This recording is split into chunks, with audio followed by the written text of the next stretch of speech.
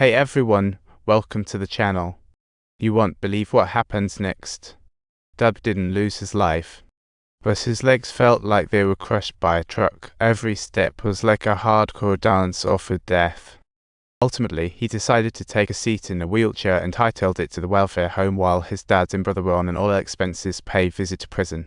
There, Doug met the beautiful actress Selma, who was like sunshine in the rain, adding color to his life. Selma taught Doug how to do makeup and brought him into the world of Shakespeare, truly an earthbound treasure, performing every shade of life on stage together. In Doug's heart, Selma was a ray of sunshine, although her glow was not destined to shine forever.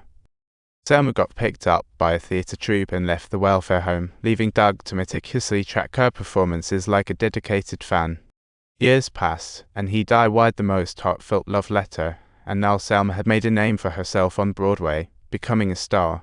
Doug was pumped in the audience and bravely headed to the backstage, where Selma recognized him instantly, despite his ridiculous look.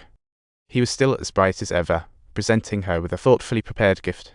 Selma looked at the 3D show photos, and the crowd was overwhelmed with emotion. Selma was so excited she kissed Doug, but just as Doug was about to confess, a guy popped up. Turns out, he was Selma's director.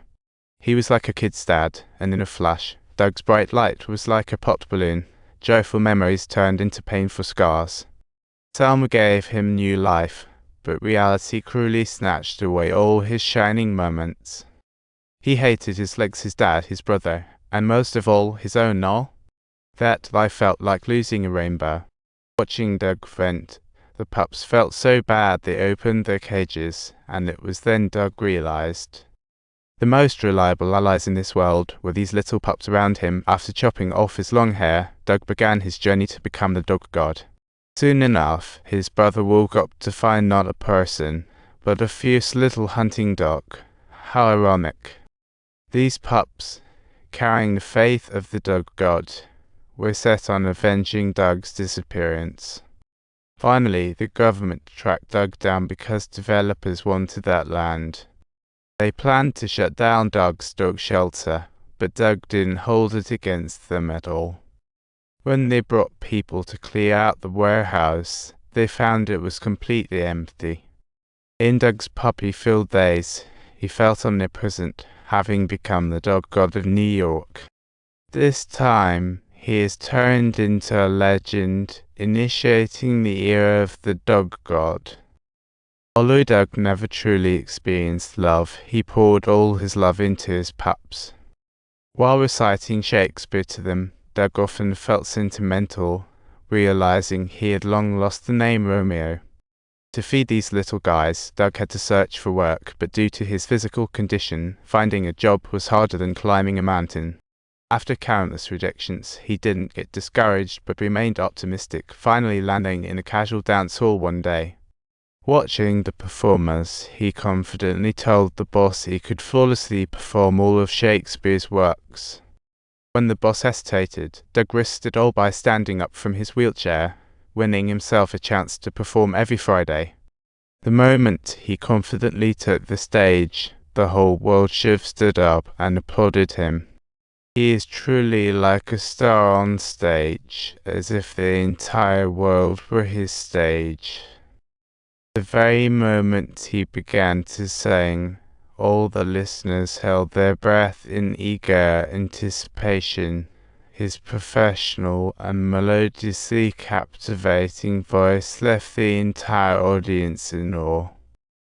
Everyone thought God was fair, but Doug's experiences showed that life could be quite unfair. Those few minutes of glory on stage were the highlights of Doug's life. That song every Friday was like a brief shelter for him. Even though he could face death at any moment due to bone marrow pressure, Doug still chose to welcome his only redemption in the dark. The performance was a success, a perfect match, and Doug returned to his wheelchair safely.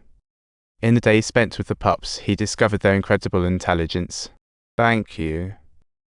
2 big eggs," Doug exclaimed in a dramatic manner, feeling as if those little pups comprehended every single word he uttered. Maybe the pups were becoming more human-like, or perhaps Doug's imagination was running wild. This was the parallel universe, where the pups sang just one song a week and didn't make much cash. Every night, the pups sneaked into the mansions of the rich, preparing for a heist of the jewels.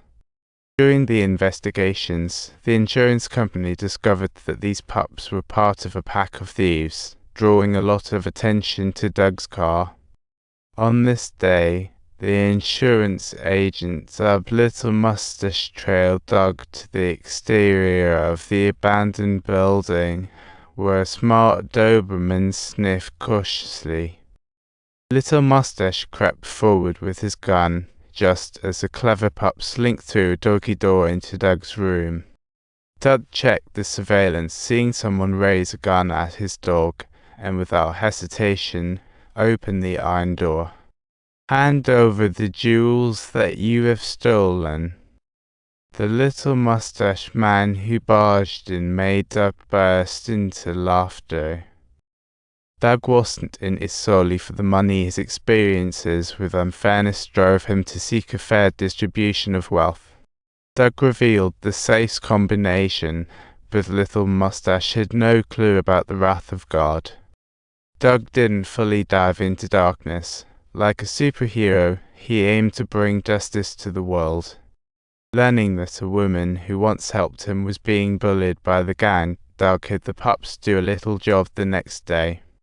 The outcome was that the gang leader promised not to disturb her again, yet it wasn't long before he issued an order to wipe out the roots completely.